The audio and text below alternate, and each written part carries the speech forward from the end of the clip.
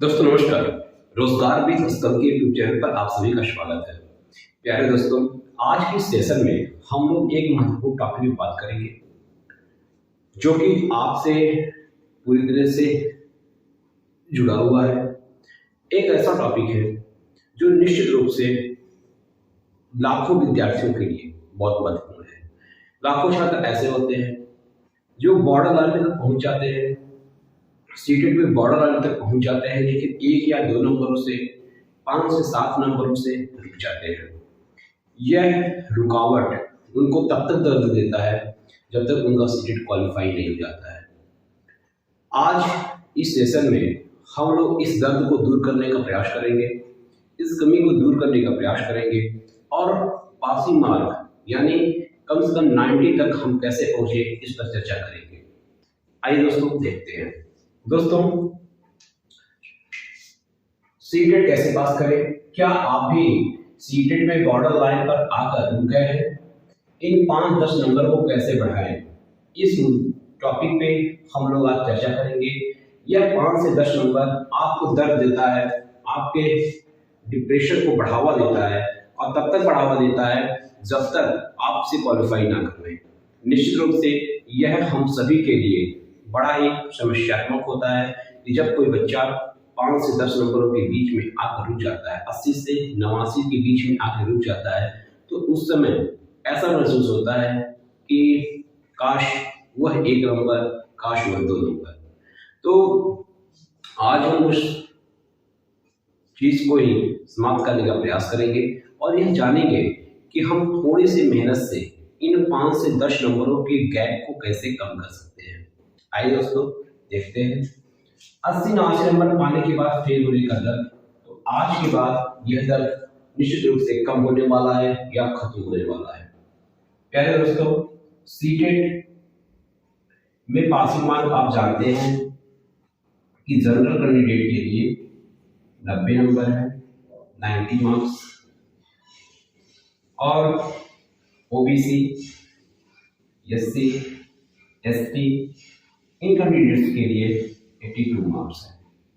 लेकिन हम चर्चा करेंगे 90 मार्क्स को लेकर, क्योंकि 90 मार्क्स चाहे वो 82 नंबर पाने वाले कैंडिडेट हो, चाहे ग्रेजुएशन कैंडिडेट हो, कम से कम 90 तक अवश्य पहुंचे। और 90 मार्क्स एक सुरक्षात्मक स्कोर हो जाता है। तो अगर आप 90 तक पहुंच रहे हैं तो 82 अपने आप आ जाएगा, 82 से होते हुए 90 आता है।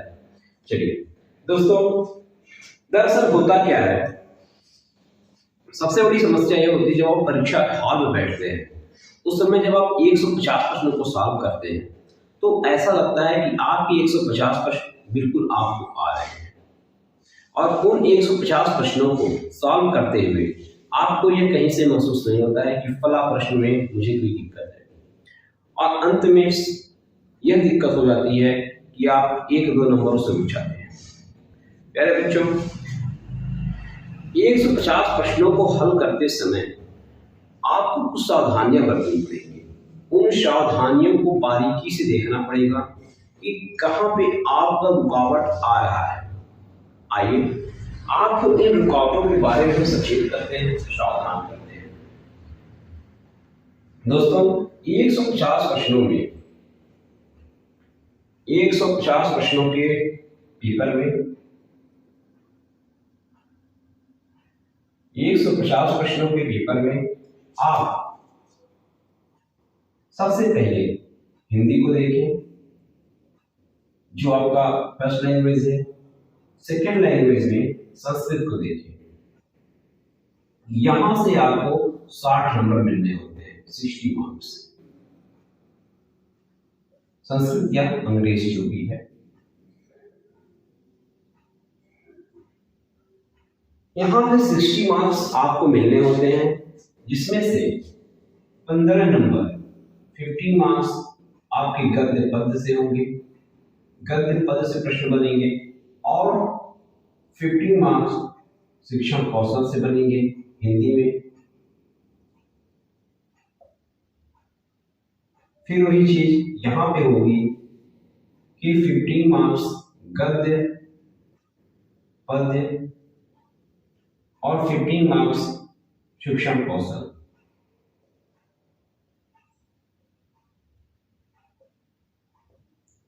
अब आप यह समझें कि ये 15 मार्क्स आपके गद्य पद से बन रहे हैं, यानी आपको गद्यांश दिया होगा, पद्यांश दिया होगा। उन गद्यांश और पद्यांशों से संबंधित प्रश्न आपको पूछे जाते हैं और उन प्रश्नों का उत्तर गद्यांश या पद्यांश को पढ़कर देना होता है। आप अगर एवरेज निकालें तो 8 प्रश्न गद्य से और 7 प्रश्न पद्य से, या कभी-कभी 7 प्रश्न गद्य से, 8 प्रश्न पद्य से, इस तरह से 15 प्रश्न बनते हैं। इन 15 प्रश्नों में एक प्रश्न आपको संधि से मिल जाएगा, समास से मिल जाएगा, वर्तनी से मिल जाएगा, इस तरह से प्रश्न पूछे जाते हैं। अब सबसे बड़ी समस्या यह होती है कि आप उन 15 प्रश्नों को सॉल्व करते समय अपने आप को कंसंट्रेट रख नहीं पाते हैं। आपको प्रश्न आसान लगते हैं और उत्तर आप पे गलत हो जाते हैं। मैंने बार बार बताया है, एक ट्रिक भी बताया हुआ है कि जब आपको प्रश्न आसान लगे तो आप रुक जाइए। जब प्रश्न आपको आसान लगे तो निश्चित रूप से रुक जाइए। वहां पे रुकने के बाद आप प्रश्न को ध्यान से पढ़ें कि प्रश्न कहना क्या चाहता है, प्रश्नों की कहने की प्रकृति क्या है, प्रश्न कहां से आपसे प्रश्न पूछ रहा है। जब आप इन सारी चीजों पर विचार कर लेंगे, नकारात्मक नेगेटिव वर्ड्स को उसमें से छांट लेंगे, उसमें से अलग कर लेंगे, तब आपको उसका उत्तर मिल जाएगा।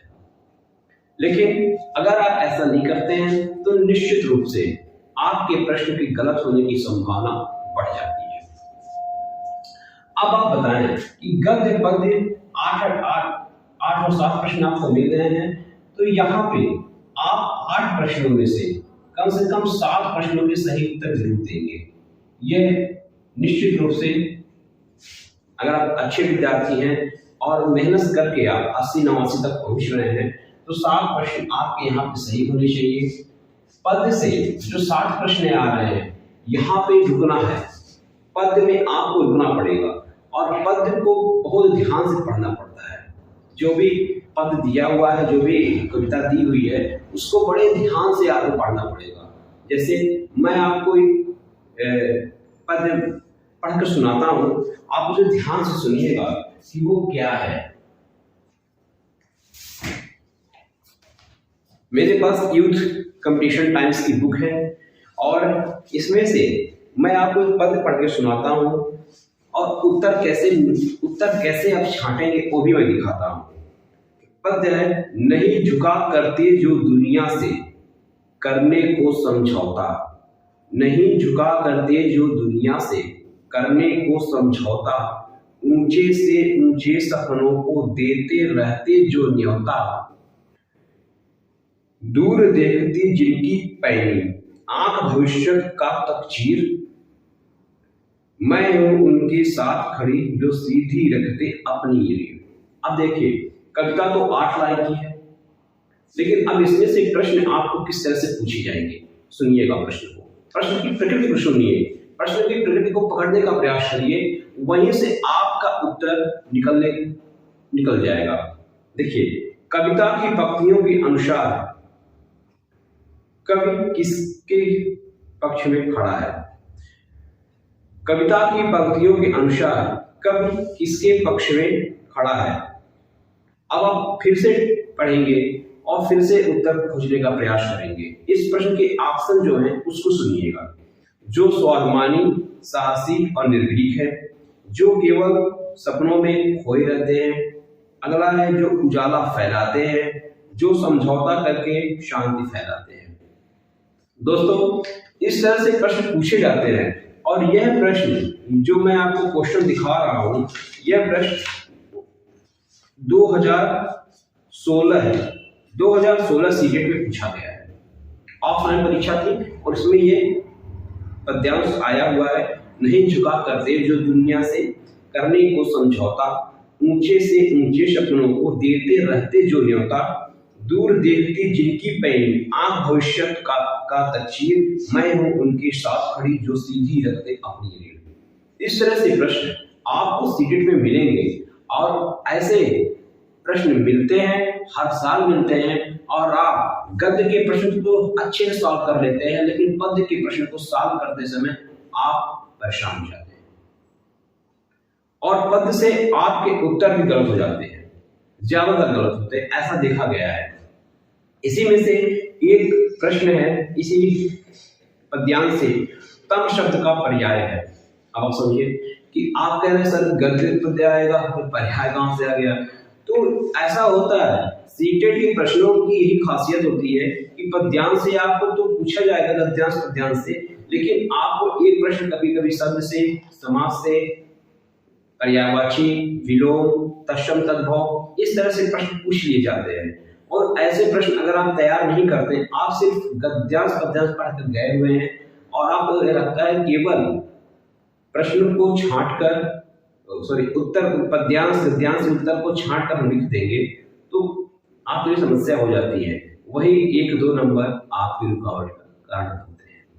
इसलिए संधि, समास, वर्तनी, तत्सम तद्भव, इन सारी चीजों को पढ़कर जरूर जाएं। अब देखिए, नहीं झुका करते जो दुनिया से, पंक्ति में किसके सामने न झुकने की बात कही गई है? ये प्रश्न यह है। सीढ़ी रीढ़ का आशय क्या है? ये प्रश्न यह है। व्यक्ति की दृष्टि कैसी? तो इस तरह से प्रश्न जब आएंगे तो आपको सिर्फ और सिर्फ परेशान करेंगे और आप जल्दबाजी में उसका उत्तर लिखकर चले जाएंगे, और वही आपके 1 से 2-3 नंबर रुक जाते हैं, तो आप परेशान हो जाते हैं। और ये दुख तब तक होता जब तक आप सीटेट क्वालिफाई ना कर लें। तो दोस्तों, पद्य को सॉल्व करते समय मैंने आपको बताया है कि प्रश्नों को दोबारा पढ़िए, तिबारा पढ़िए, चौबारा पढ़िए, और तब तक पढ़िए जब तक आप उसके उत्तर निकाल ना लें, और जब उत्तर निकल जाए तब आप कभी भी उसको टिक करके आगे बढ़ जाइए। इसी तरह गद्यांश से भी होता है। गद्यांश के बारे में मैंने आपको बताया है कि 8 से 8 प्रश्न पूछे जाएंगे, तो 8 में से कम आपको 7 प्रश्नों का उत्तर देना होगा, लेकिन सावधानी बरतनी पड़ेगी, क्योंकि अब प्रश्नों की प्रकृति बदल चुकी है। प्रश्न इस तरह से नहीं आएंगे कि आप आसानी से उनका आंसर छांट लें, आपको निश्चित रूप से उस पर मेहनत करनी पड़ेगी। दोस्तों, आजकल संस्कृत को लेकर सीटेट में जो बच्चे संस्कृत को लेकर पेपर दे रहे हैं, उनके लिए समस्या खड़ी हो जा रही है और वह परेशान हो रहे हैं, क्योंकि पहले तो संस्कृत की जो पैराग्राफ आते थे वो थोड़े आसान आते थे, लेकिन अब इस समय जो गद्यांश और पद्यांश आ रहा है संस्कृत का, वह आपको परेशान कर रहा है। और ऐसा देखा गया है कि गद्य में और पद्य में परेशानी हो रही है। इन 15 प्रश्नों में अगर आप 12 से 13 प्रश्न सॉल्व कर लेते हैं तो आपका बेहतर माना जाता है। इसी तरह हिंदी में भी अगर आप गद्य पद्य से 12 से 13 नंबर अगर आप सही करते हैं तो आपकी क्वालिफाई करने के चांसेस बढ़ जाते हैं। दोस्तों, संस्कृत और अंग्रेजी के गद्यांश को पढ़ते समय आप प्रश्नों को अपने माइंड में रखा करिए, और प्रश्न जब आपके दिमाग में रहेंगे तो आपके उत्तर आने की संभावना बढ़ जाती है, और यही आपके 1 से 2 नंबर जो कम हो रहे हैं वहां पे उसको कवर कर देते हैं। तो आप उस समय 90 नहीं 100 के आसपास पहुंच जाते हैं। बच्चों, गद्यांश और पद्यांश किसी भी परीक्षा में अगर पूछे जाते हैं तो बच्चों के मन में यह बहुत बड़ा कौतूहल का विषय होता है, और उनको यह लगता है कि ये गद्यांश पद्यांश हमारा क्या बिगाड़ेंगे, लेकिन यही बिगाड़ते हैं, और तब तक बिगाड़ते हैं जब तक आप उसे क्वालिफाई ना करें। तो गद्यांश और पद्यांश को सॉल्व करते समय अपने आप को कंसंट्रेट रखने की जरूरत है, एकाग्र रखने की जरूरत है। आप जब गद्यांश पद्यांश सॉल्व करें तो बीच में थोड़ी सी सांस जरूर ले लें, क्योंकि आप उत्तर खोजते खोजते परेशान हो जाते हैं। तो आप परीक्षा हॉल में जब गद्यांश पद्यांश के प्रश्नों को सॉल्व करें तो अपने आप को थोड़ा सा कंसंट्रेट रखें, एकाग्र रखें। अगर आपको किसी प्रश्न का उत्तर नहीं आ रहा है तो उसे बाद में करने का प्रयास करें। दोस्तों, आइए अब हम आपको बताते हैं कि अंग्रेजी में भी आप सिनोनिम्स, एंटोनिम्स, स्पेलिंग वर्ड, इन सारी चीजों पे जरूर पढ़कर जाएं। और कभी कभी एक्टिव और पैसिव के भी प्रश्न पूछ लिए जाते हैं। एक्टिव, पैसिव, नरेशन, और नरेशन के बाद जो पार्ट्स ऑफ स्पीच के पार्ट होते हैं जैसे इंटरजेक्शन, कंजक्शन, इस आर्टिकल से फिर इन द ब्लैंक्स, इस तरह से प्रश्न आपको पूछ लिए जाते हैं। तो आप इसके लिए तैयार रहें और निश्चित रूप से इसको पढ़ते रहें। और जब आप इन सारी चीजों को तैयार कर लेंगे ना तो आप निश्चित रूप से सीटेट क्वालिफाई कर जाएंगे, क्योंकि आपके जो रुकने का क्रम है, ये जो 8-10 नंबर आपके कम हो रहे हैं यहीं से कम हो रहे हैं, क्योंकि आप इनको पढ़ते नहीं हैं और ये परीक्षाओं में पूछ लिए जाते हैं। तत्शब्द और तद्भव, स्पेल्ड वर्ड, एंटोनिम, सिनोनिम्स, जब ऐसे वर्ड आपको पूछ लिए जाते हैं तो आपका दिमाग चक्कर खा जाता है, उस समय आप सोचकाश हो जाता है। और सबसे बड़ी बात यह हो जाती है कि सीटेट में माइनस मार्किंग नहीं है, तो आप कहते हैं चलिए एक क्वेश्चन को देख लेते हैं, सही कर देते हैं। लेकिन यही मेंटलिटी आपके नंबर्स को कम करने का काम करती है। भाषा को देखने के बाद, अब आप यहाँ पे भाषा हो गई, अब भाषा को देखने के बाद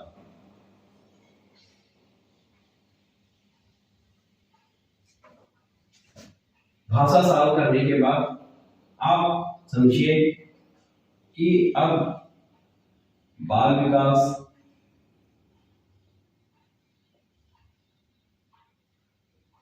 एवं शिक्षा शास्त्र को कैसे सॉल्व करेंगे। तो बार बार मैं आपसे कह रहा हूं कि प्रश्नों को पढ़ने का प्रयास करें, हल्के में लेने का प्रयास ना करें। बाल विकास एवं शिक्षा शास्त्र से 30 प्रश्न आपको पूछे जाते हैं। 30 प्रश्न। इन 30 प्रश्नों में आप ये समझ लीजिएगा कि करीब 15 से 18 प्रश्न ऐसे होते हैं जो कि कॉमन सेंस के होते हैं। Common sense.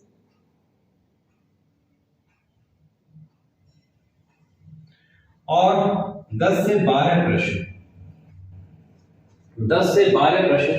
ऐसे होते हैं जो थोड़ा सा डिफिकल्ट होते हैं।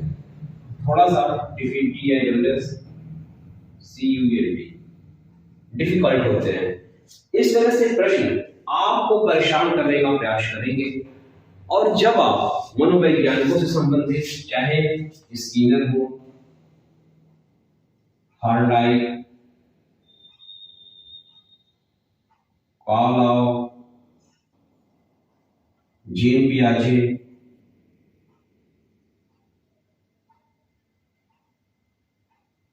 वाइगोस्की,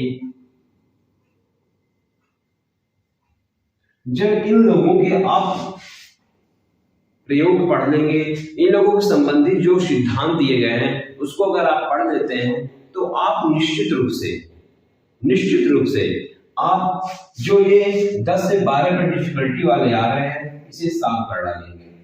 मैं आपको बार बताता हूँ कि सीटेट की परीक्षाओं में वाइगोस्की, जीन पियाजे ये तो इतने महत्वपूर्ण है कि किसी भी साल 3 से 4 नंबर बिना दिलाए गए नहीं है।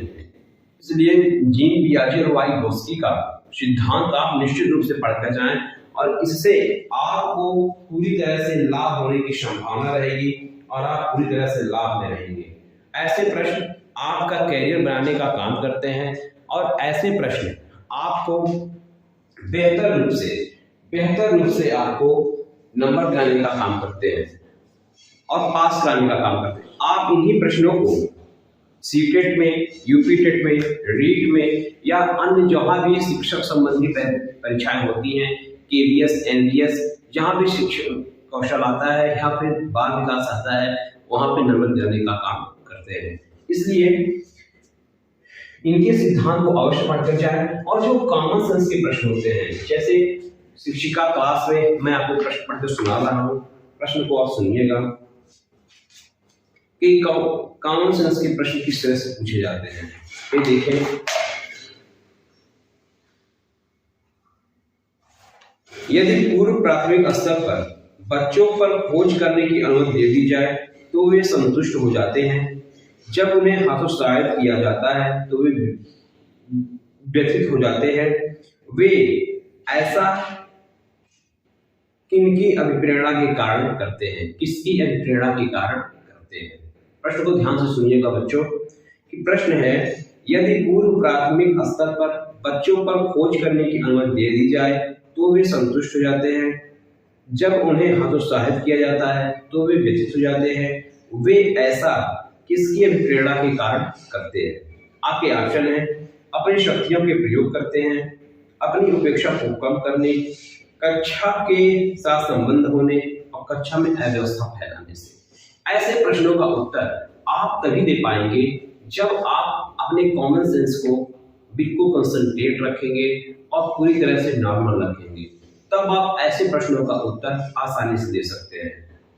अगला है, एक प्रश्न और पढ़िए, एक प्रश्न और पढ़ रहे हैं, इसमें से आप सुनिए और अपने उत्तर और इन प्रश्नों के प्रति समझने का प्रयास करिएगा।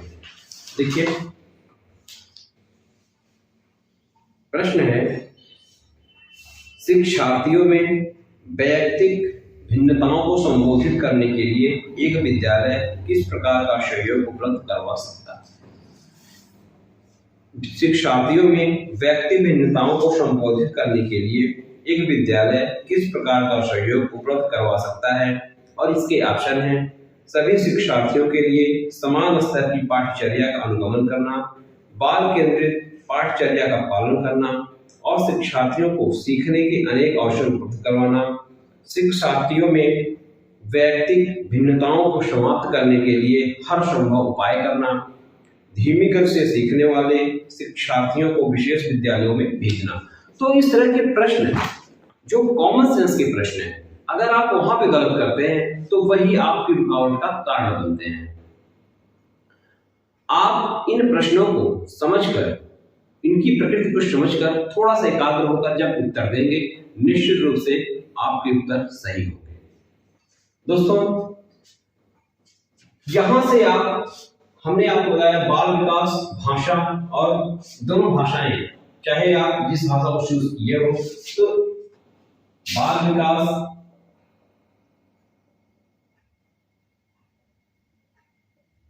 प्लस भाषा प्रथम और भाषा द्वितीय, यह तीनों मिलाकर 90 नंबर प्रश्न बनते हैं। और अगर इन 90 में अगर आप 60 से 65 क्वेश्चन से निकल लेते हैं, 60 से 65 क्वेश्चन अगर आप यहाँ पे सही करते हैं तो आपके एग्जाम को क्वालिफाई करने की संभावना बढ़ जाती है। और 60 से 65 प्रश्न आप लाएंगे कहां से, हम बताते हैं, बाल विकास में आप कम से कम 15 से 18 नंबर निकालेंगे, 15 से 18 नंबर बाल विकास में।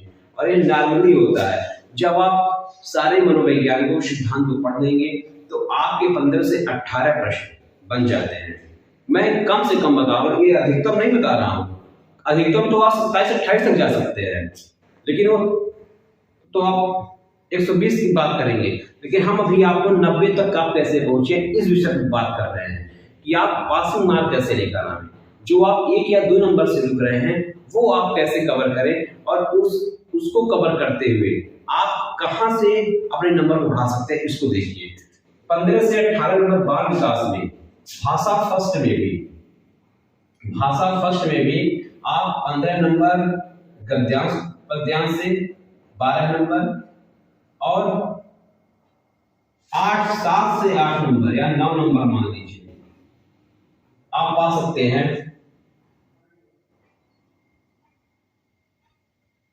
शिक्षण कौशल से 8 से 9 नंबर आप उसमें पा सकते हैं। भाषा सेकेंड में भी आप इसी तरह से कर सकते हैं कि 12 से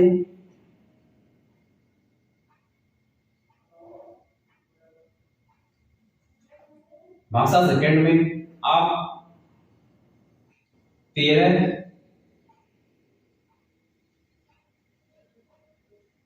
18 और यहाँ पे आप 12 नंबर यानी कि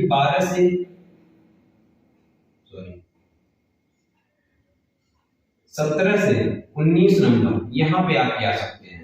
भाषा सेकंड थोड़ी सी टफ होती है, चाहे आप संस्कृत हो, हिंदी हो, संस्कृत हो, अंग्रेजी हो या फिर उर्दू हो, जो भी आप सब्जेक्ट लेते हैं 13 से 18 हम मान लेते हैं।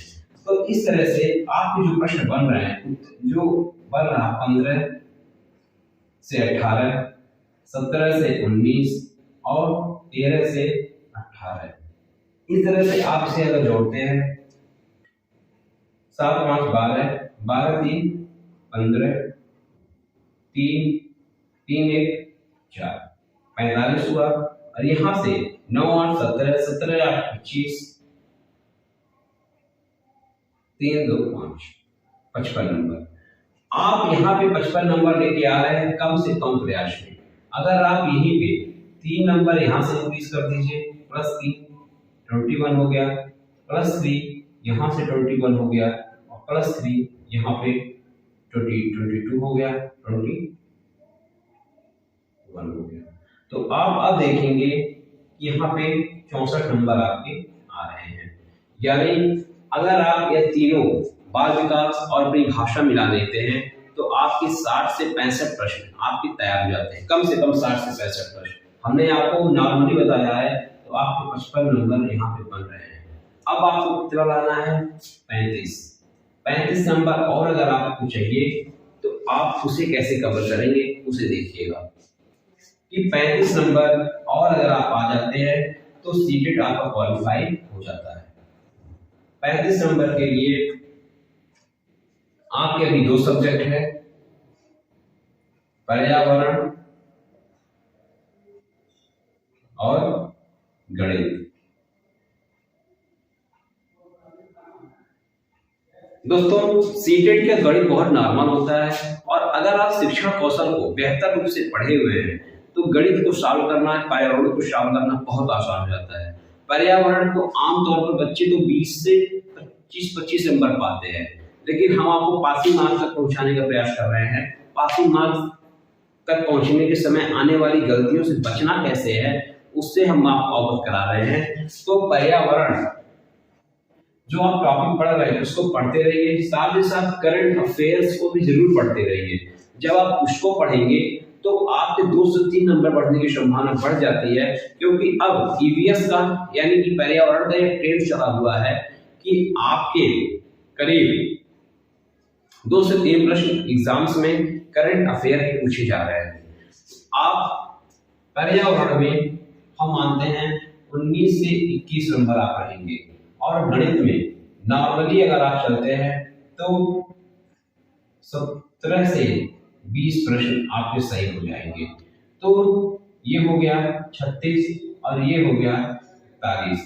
कम से कम इन दोनों में अगर आप 36 से 41 को देखते हैं तो हम मान लेते हैं कि 35 से 40 नंबर आपका गणित और पर्यावरण मिला कर पा रहे हैं। 65 वहां पे आया था और 35 से 40 नंबर यहाँ पे आ रहे हैं। तो आप सीटेट को क्वालिफाई कर चुके हैं और आप 90 नंबर पा चुके हैं। आपको बहुत बहुत बधाई हो, आप सीटेट क्वालिफाई हो चुके हैं। तो ये स्ट्रेटजी है कि सीटेट में 90 नंबर हम पहुंच कैसे जाएं। दोस्तों निश्चित रूप से 1 या 2 नंबर बहुत खलते हैं, बहुत दर्द देते हैं, और यह 1-2 नंबर हमने लाखों विद्यार्थियों को देखे हुए हैं। लाखों विद्यार्थी 1 या 2 नंबर से रुक जाते हैं। तो आपके लिए भी अगर आप रुक रहे हैं तो यह प्रक्रिया रामबाण साबित होने वाली है। इस तरह से आप सीटेट को क्वालिफाई कर सकते हैं।